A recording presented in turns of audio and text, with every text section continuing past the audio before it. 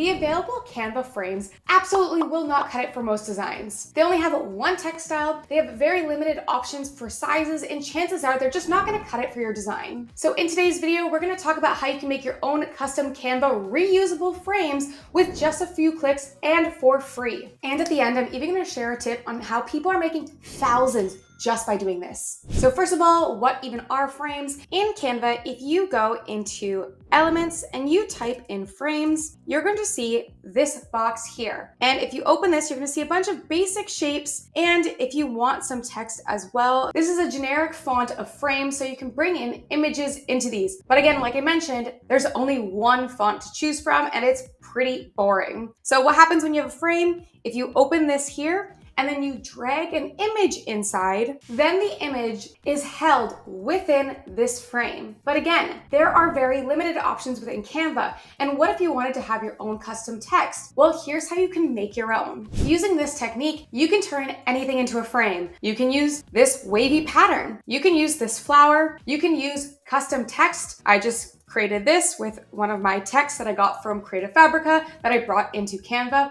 I can turn this into a frame. I even got a picture of a dog and I used custom background remover from Canva to cut out the dog, and I can turn this into a frame. But for this example, let's use this flower. But again, you can do anything within Canva. Once you have your image in here, what you're gonna do is you're going to hit share. We're gonna hit download. We're going to change the file type to SVG, and we're going to make sure that we have transparent background. We have this button clicked on, and then we're going to download. And now you're going to open Photopea.com. This is an online free version of Photoshop and one of my favorite free tools to use. We're going to hit open from computer, and we're going to open up that SVG file. Once this is open, we're going to take a look at the layers panel. And right now for me, it is all the way at the side right here. And we're going to see a bunch of different layers. And depending on your design, you might have a few, you might have a lot, but we need to convert this all into one single layer. So we're going to select all of these. You can do this by holding Shift and having the top layer selected and grabbing the bottom layer. Then I'm going to right click on all of these, and then I'm going to hit merge layers. And now we should see one single layer appearing. And now we need to bring a photo in. Don't worry, this photo is going to be removed later, so you can really bring in any JPEG or PNG. But to do this, I'm going to hit File, we're going to hit Open in Place,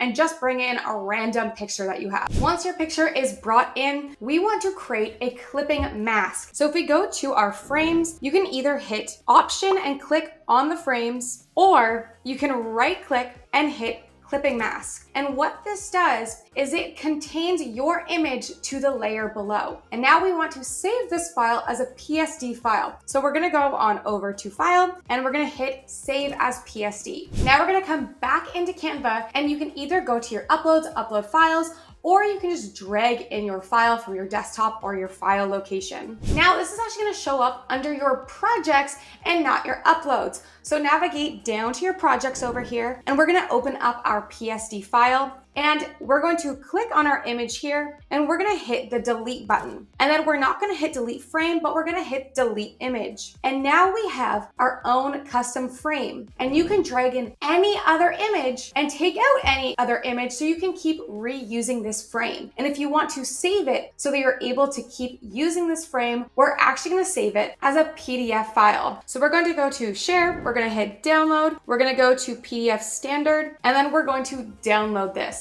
And now if I delete that frame, bring back in the PDF, I can just keep reusing this, or you can keep using that last file you had done, but this just saves it without that image. And now coming into Elements and bringing in a photo, we can drag in any photo into this frame, and we have it saved to our files. And you can even do videos as well, like this one brought in. I didn't realize this was a video, but pictures or videos work. So now you know how to make your own custom Canva frames, but you might be wondering, how are people making thousands just doing this? Coming into Etsy, if you search up Canva frames, you can see that people are actually selling these custom Canva frames that they made using this technique or a very similar technique. And taking a look at my Everbee analytics, I can see that people are making over $11,000 a month using frames, and then a bunch of other people who are making money by just making these frames for other people to use. And all you would need to do is use your PDF file that we had saved and use this in an Etsy digital download listing. So if you've ever wanted to sell some digital downloads,